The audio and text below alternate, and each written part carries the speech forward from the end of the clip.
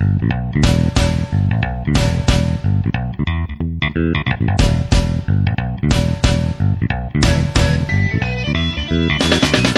el video de hoy les estaré explicando cómo leer un multímetro digital. Este multímetro es manual, ya que también hay multímetros automáticos. Para empezar, explicaré la parte de aquí arriba primero. Desde el 200 hasta los 2 millones es para medir resistencias y se identifica con este símbolo, el símbolo de ohm. Para medir correctamente debemos de poner la perilla al valor que más se le acerque a lo que vamos a medir. Si yo quiero medir una resistencia de 1500 ohms, el de 200 no me va a servir. ¿Por qué? Porque solo mide hasta 200 ohms. Entonces, si yo utilizo el de 2000, sí me va a funcionar, porque su límite máximo es 2000. Entonces puede medir de 2000 para abajo y me va a marcar los 1500 de mi resistencia. Y así se debe usar con todos los demás apartados. Si yo tengo una resistencia de 15000, utilizaré el que más se le acerque, que es 20000, y así sucesivamente. Ahora tenemos el apartado de voltaje en corriente continua. El voltaje continuo se caracteriza por tener un positivo y un negativo, que normalmente se encuentran en baterías. Y esto es lo mismo que con la resistencia, que si voy a medir un voltaje de 10, utilizaré el apartado de 20, ya que si utilizo un apartado de 2 puedo dañar mi multímetro, así que siempre tengo que utilizar un valor más alto a lo que yo voy a medir. Aquí tengo el apartado de voltaje en corriente alterna. ¿Y cuál es la diferencia entre voltaje alterno y voltaje continuo? Es que voltaje continuo podemos medir con un positivo y negativo, y voltaje alterno se mide en fase y neutro. En mi casa me entregan 120 voltios en corriente alterna, así que si yo quiero medir ese voltaje tengo que poner mi multímetro en 2, ya que siempre tengo que usar un valor más alto a lo que yo voy a medir. Aquí abajo tenemos los faradios. Este es muy similar a la resistencia. Los faradios se encuentran en los capacitores y hay electrolíticos y cerámicos.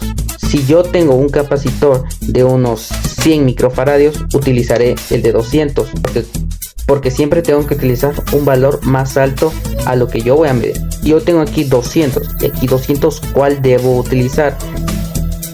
Aquí la diferencia es la U y la N. La U quiere decir microfaradios y la N quiere decir nanofaradios.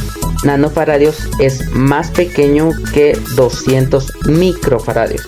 Estos 200 nanofaradios equivalen a 0.2 microfaradios. Así que no se tienen que confundir, tienen que ver siempre el símbolo que tiene a la par del número.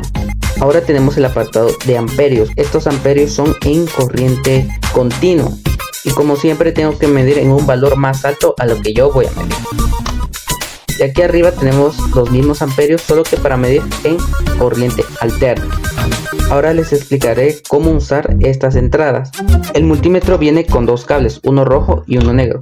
El negro siempre irá al común, que es este, así que lo colocaré. Este es la tierra o negativo. Ahora el conector de color rojo puede ir en uno de estos tres, dependiendo de las necesidades que tengamos. Si yo lo coloco en el input, o sea, entrada, me dice que puedo medir hasta un máximo de 1000 voltios en corriente continua y 750 voltios en corriente alterna. Con esta combinación puedo medir voltaje alterno, voltaje continuo, resistencia. Ahora, si yo quiero medir los amperajes, debo cambiar el conector a uno de estos dos. Si yo quiero medir una corriente demasiado alta, como por ejemplo 5 amperios, debo utilizar los 20 amperios, ya que aquí solo me deja medir hasta 200 miliamperios. Entonces debo conectar este en donde dice 20 amperios máximo. Ahora bien, si yo quiero medir una cantidad pequeña de amperios, debo conectarlo en este que dice miliamperios.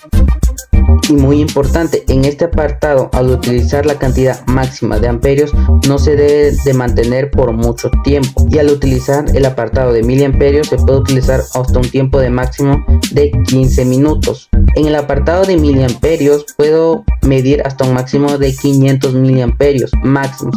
pero aquí solo me deja medir hasta 200 porque es para precaución. Y por último les explicaré la parte de continuidad. Este nos sirve para comprobar si por ahí pasa electricidad.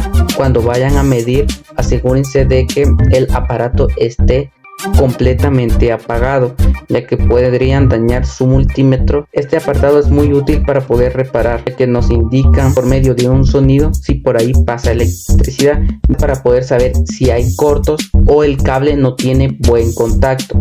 Y por último tenemos este pequeño apartado. Este apartado sirve para poder medir transistores. Para poder usar este apartado necesitamos ponerlo en esta opción.